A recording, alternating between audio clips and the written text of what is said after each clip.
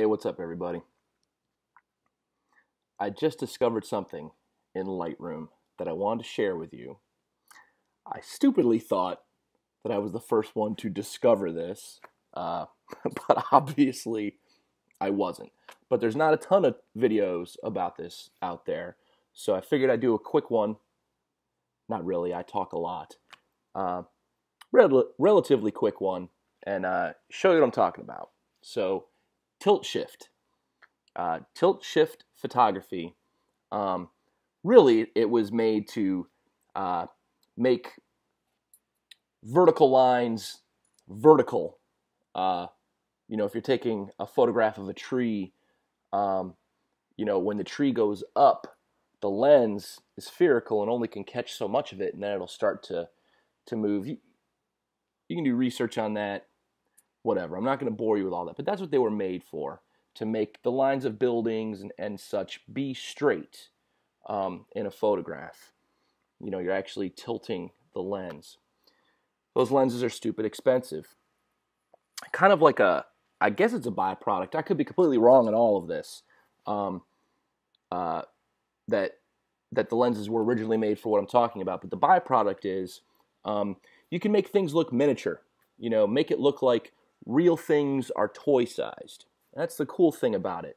But the lenses are stupid expensive.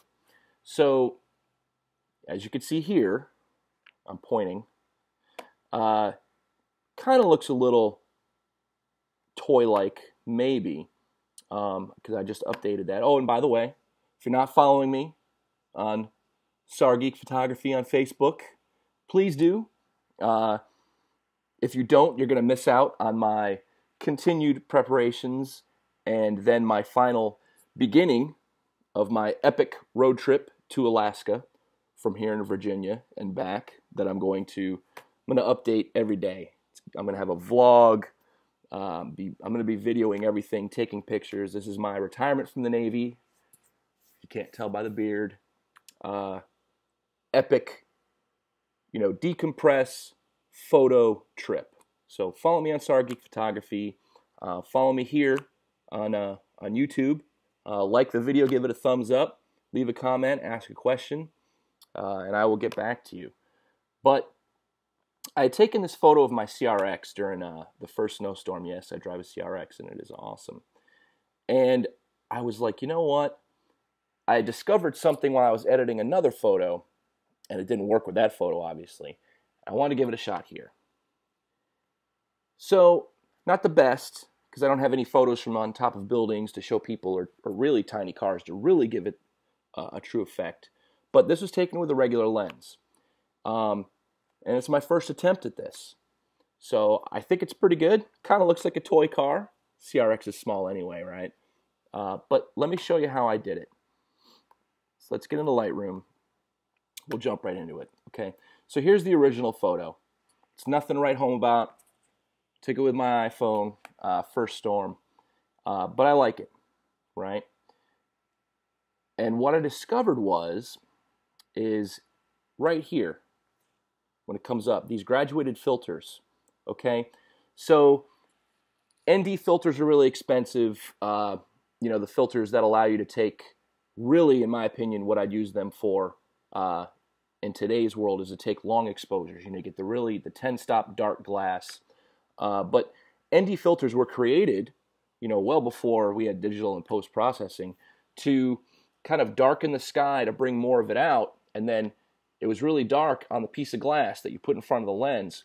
It's really dark, and then it'll get normal, so that the beach and maybe the water was normal, and then you had this dark filter for the sky to really bring it out, even at noon, when the sun is nice and bright.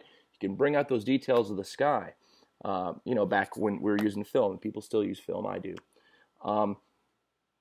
So this is, in Lightroom. So I'll show you what I'm talking about. So we'll select it, and I'll show you what it's really made for. We'll stop down the exposure, okay? And when you drag, if you haven't used one of these, I'll show you how it works. You kind of just drag it up. See how it changes the exposure? But I can leave it right there, right? And that's what it does. So that's really the purpose of it. Or I can drag it down from the top, which is where, you know, you'd use it with a sunset or whatever like that. And it really changes. And you can rotate it as you saw.